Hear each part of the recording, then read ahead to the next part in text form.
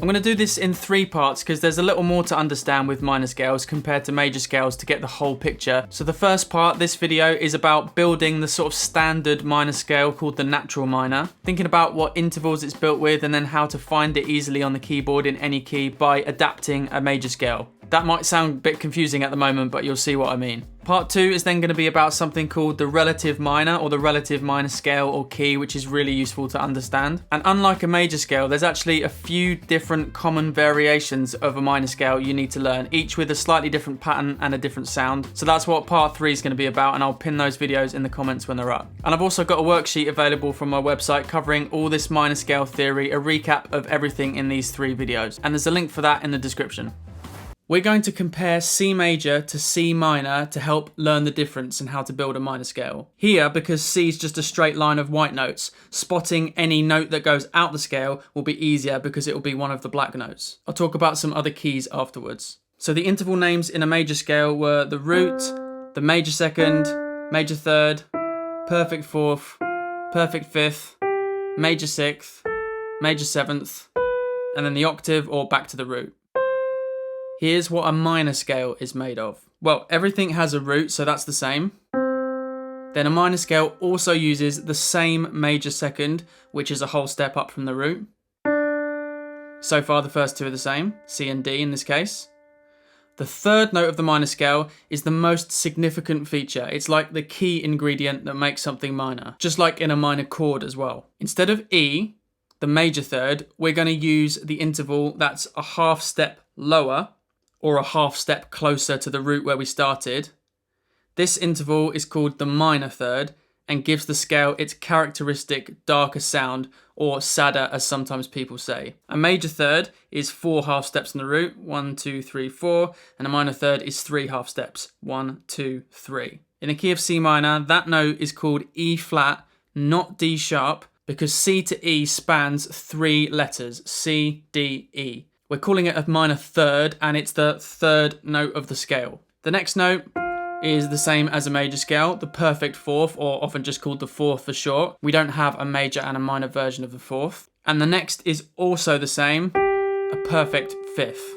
So far, the first 5 notes of the scale then only have one difference, and that's the third, which has been flattened. Major sounds like this, and minor sounds like this. And you can already hear a pretty big difference in the overall quality the scale has. If you like, you could pause the video for a moment here, and if you already know some major scales, you could practice finding the first 5 notes and then changing them to minor. So, for example, the first 5 notes of a G major scale would be this. So if I flatten the third note of the scale, 1, 2, 3, flatten it, I've got the first 5 notes of G minor. And that works anywhere. Remember, the terms major scale or minor scale are not telling you what the notes are, they're telling you what the pattern is, and you can start that pattern from any note. So we got up to the 5th note, G. From there, a major scale would use the major 6th, A, but a minor scale actually uses the minor 6th, or we can call it the flat 6th, which is only a half step on from the 5th. And in this case, we'd call it A flat. We can't call it G sharp because we just use the letter G. A would be the next letter. And then the 7th in a major scale would have been B. It's good to think of that as being a half step below the octave, a major 7th. Then the minor scale uses the minor 7th or the flat 7th, which would be a whole step below the octave.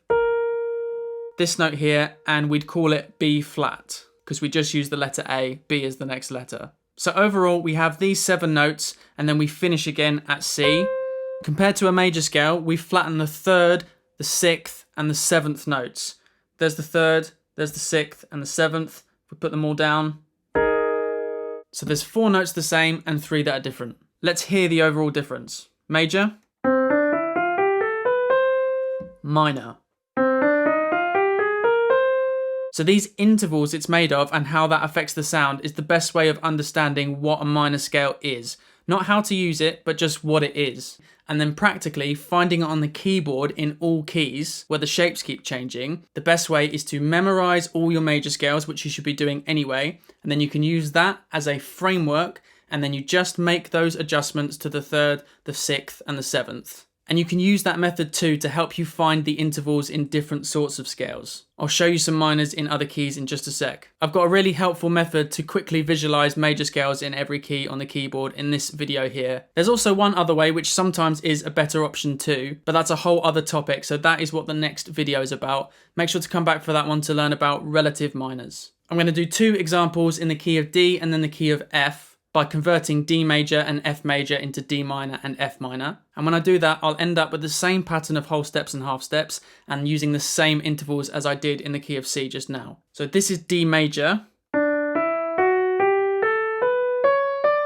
Now I just need to look at the 3rd note of the scale, F sharp, flatten it, becomes F.